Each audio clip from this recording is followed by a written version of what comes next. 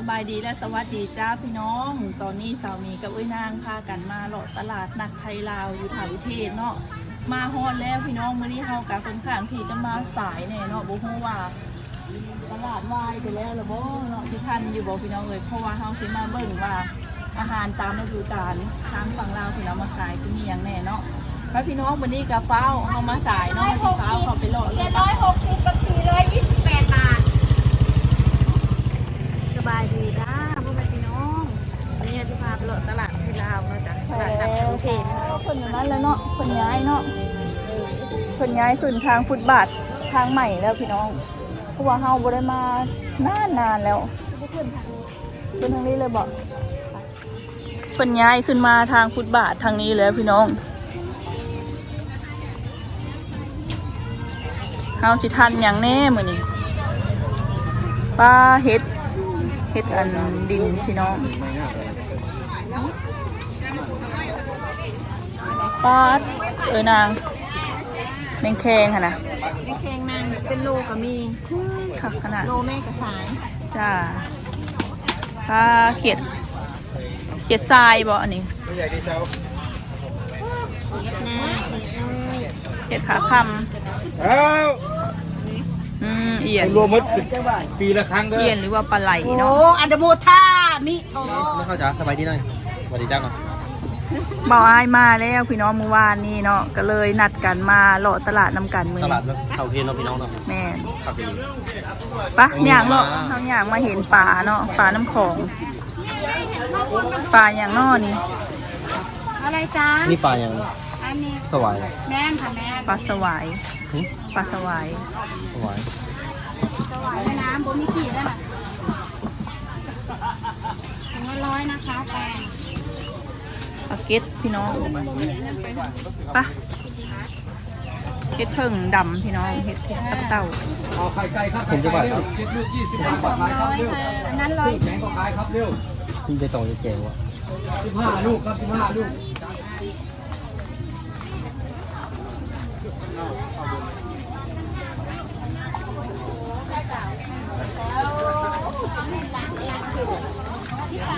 หมากกระบกพี่น้องหอยทรายก็80จ้าหอยทรายโล80เรียกเลยจ้าบ่าวอ้ายมาฮอดเมื่อวานนี้พี่น้อง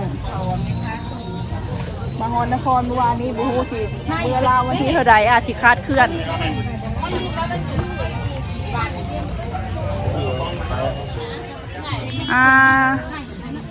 ไปนางดอกตะโกบแกงปนกันกับหน่อนี้เนาะ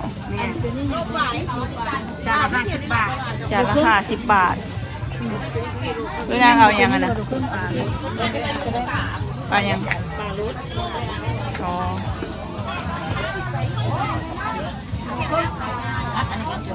ปลาชื่อซอยแต่เจ้าได้20 บาทแมงแคงหัวฉ่าแค่เดือนจาน1ค่ะทุเรียนนี่9 บาทจ้ะพริกส้มนี่แต่เนื้อนักแต่ปลาก็6 กิโลแล้วอันเดียวจะเอาถุงอาหารลูกอุ้ยแล้วก็เป็นสีลูกมะม่วงไปนางเอาดอกแคไปยัดอั่วหมูเอาเม็ด10 บาทค่ะเอาไปซะเอาไปยัดอั่ว10 บาทนึงได้อันดอกกระเจียวพี่น้องดอกแคกับอันผักหวานป่ามาเลยนะใจเด้อปลาลุดงามๆโลได้ปลาลุดค่ะ250เลยเขาอันนั้นข้าวเหนียวลืมหัวยังบุกล้ากินนะข้าวเหนียวเขาก140แม่โลปลาในนี่ไปหมดแดงนะยังโบเบิร์ตเอา37ก็ได้ละ3ก็ได้บอกเอา35ได้ไหมอันนี้งาพี่น้องงาดำเนาะก็มีซื้อถุงหนึ่งเอาไปไว้ตำใส่ข้าวถุงละ20 บาทจ้าปลาตาฮะปลาแห้งพี่น้องมิวสิกครับทำอะไรอ่ะแอบดูดนิ้วจุดๆอีกแล้ว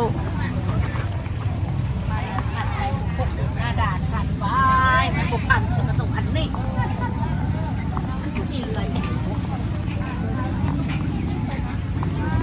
มักถั่วดิบ ไหนบอกต้มไหนต้มบ่ล่ะ ยังไม่ได้กันละสิ เอา ไม่ยั้งอันนั้นอ่ะจี ต้มสามมาแล้ว นี่ค่ะ แมงกุจี เสียสละเวลามา กินแล้ว โต๊ะนั่น ซื้อมาฝาก จะอยากได้ยัง อยากได้ของมาฝากไปต้นก็ไปกิน กินแกงใส่หน่ออันนั้นแล้วใส่หน่อไม้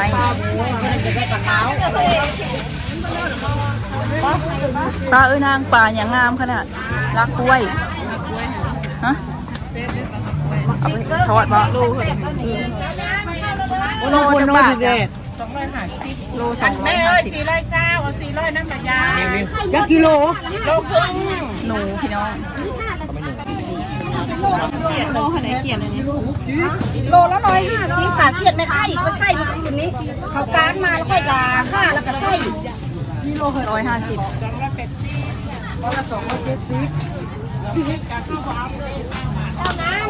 เจ้าแม่ ปลานี่สัตว์ป่าต้มป่าแมงแคงตัวอ่อนจักรจั่นน้ำตาลพี่น้องตาลอ่อน40 บาท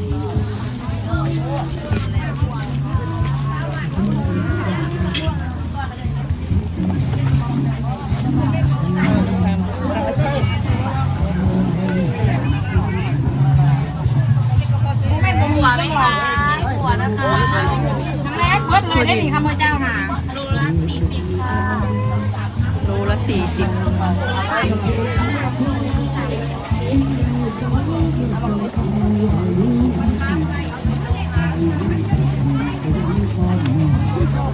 เป็นแหนมจี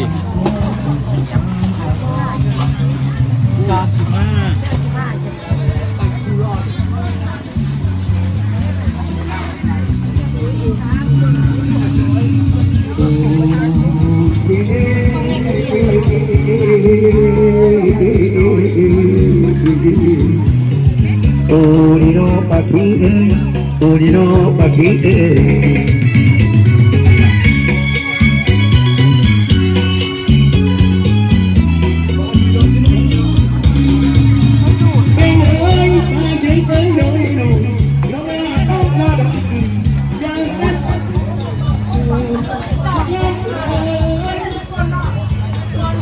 พี่น้องเครื่องที่เพิ่นอันเวลาเพิ่นเมืองเพิ่นมาป้าพี่น้องเพิ่นเมืองทุเรียนนะเป็นกระเข่งเลยผู้เมืองกับเมืองผู้มากับมาจากพี่น้อง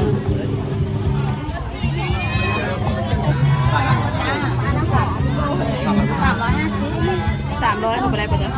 มันก็ได้ค่ะเป็นแซวขาย308มาจะทุ่ม เอาสะทงวะ เพื่อจะได้กินปลากระเห็น จักบาท สาวบาท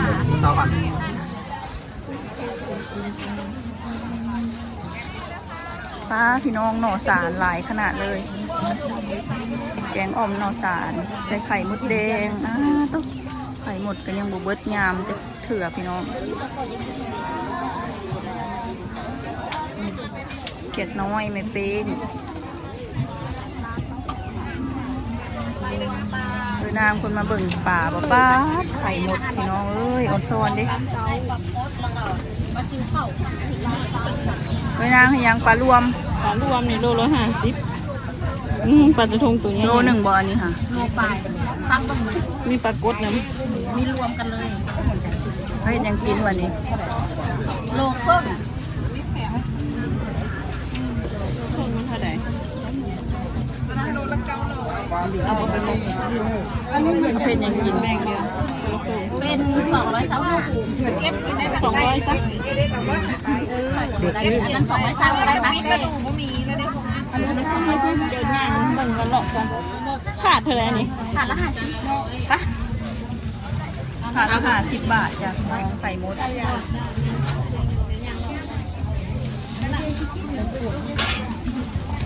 อันนี้เรา200เป็น แมงแคงจ้ะพี่น้องหลายแมงแคง100 100 1โอ้โห ทองคำเยอะมากเลย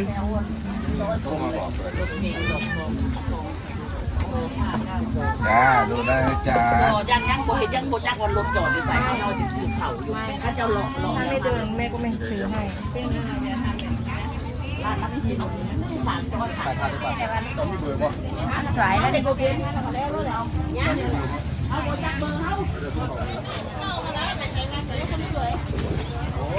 ดอกกระเจียวพี่น้อง ขายดีเลยเป็นการ 9 บาท อันนี้ใหญ่เนาะนางสด ใหญ่เนาะเมื่อกี้นี้เขาซื้อได้น้อยๆนะ ทำฐานงานที่ลูกอะไรไหมตู้เอา เฮ็ด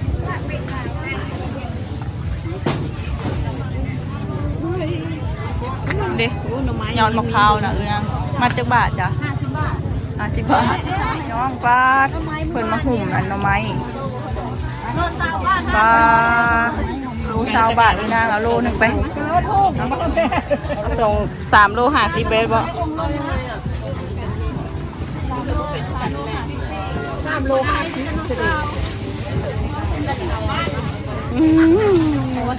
จะพากันหุ่มเมาคักแท้จะเป็นหุ่มเวอร์ขนาดพี่น้องบุ้มีมองเข่าเลย5 โลร้อย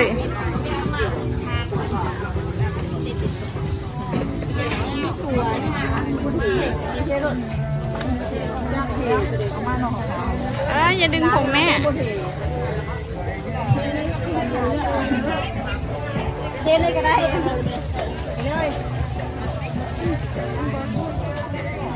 อุ้ยว้า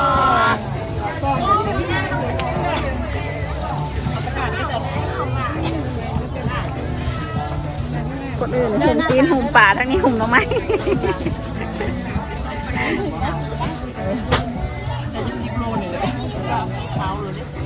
อุ้ยจะอ่อนไปหาทั้งไหนน้องได้หลายเลย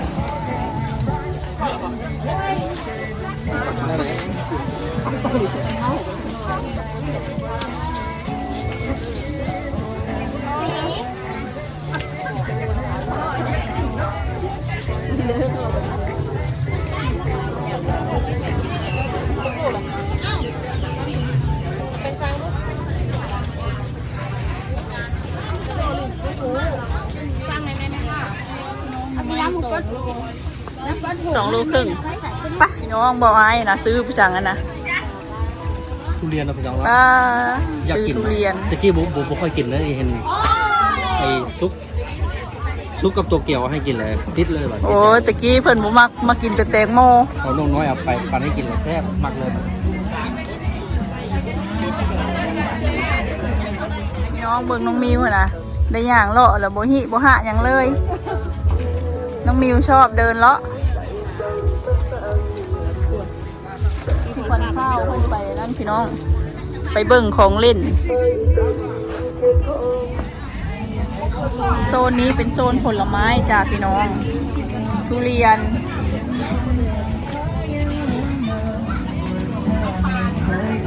เมื่อกี้นี่เบาไอ้ซื้ออยู่นี่แหละทุเรียน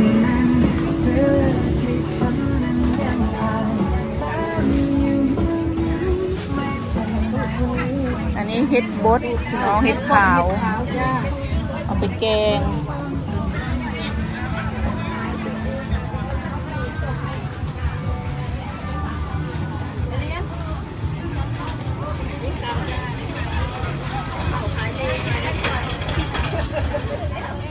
มาผู้เตรียมเลย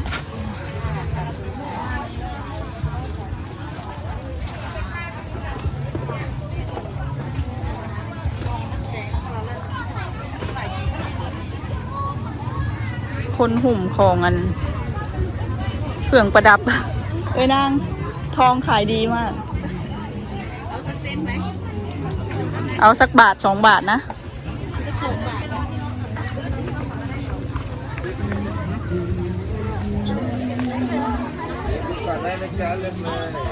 จะไปที่รถเหรอ เขาจะไปโรยที่รถ เดี๋ยวพัดเข้าไปทางนี้เดี๋ยว เหมือนของจริงเลย ว่าเขาจะดึงไปเลยเนาะ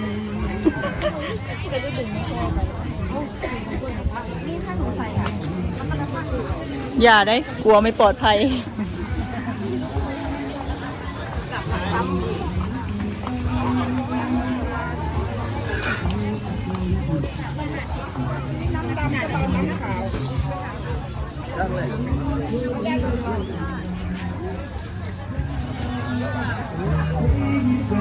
พี่น้องเพิ่นกำลังพากันขนเครื่องเมื่อเนาะ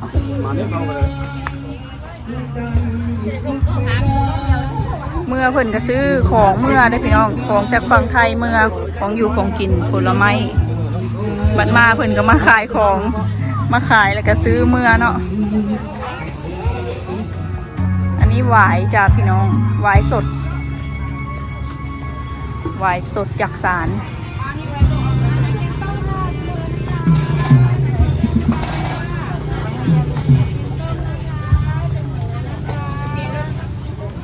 ฮักยาจ้าพี่น้อง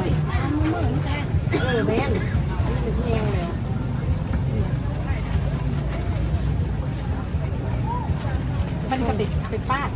ต้องน้อย ไม่อย่างจานี้ ต้องน้อยยานางแดง เพื่อยานางแดง ค่ะค่ะอาหารดีจังนั้น เพื่อยานางแดงจ้าพี่น้อง เหนียวแต่ว่าติดไอ้เมื่อบุ้งเหนียว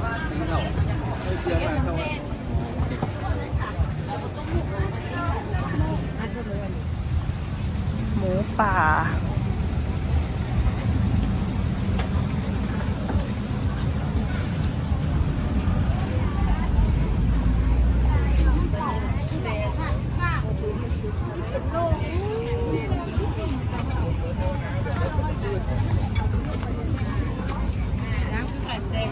ข้าวเหนียวดำ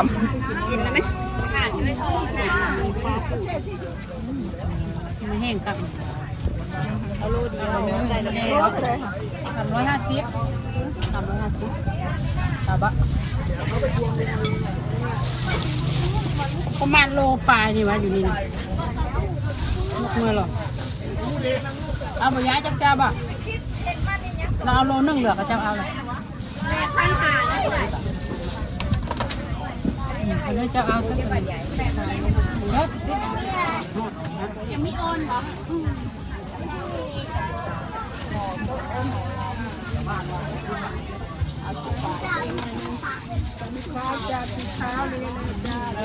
ได้แล้ว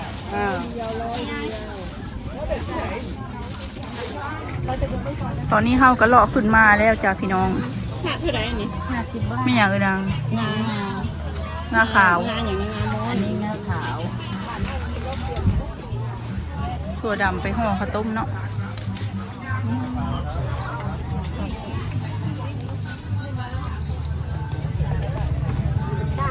ผักหวานเครือจ้าพี่น้องผักหวานป่าหวานแซ่บเลยผักอันนี้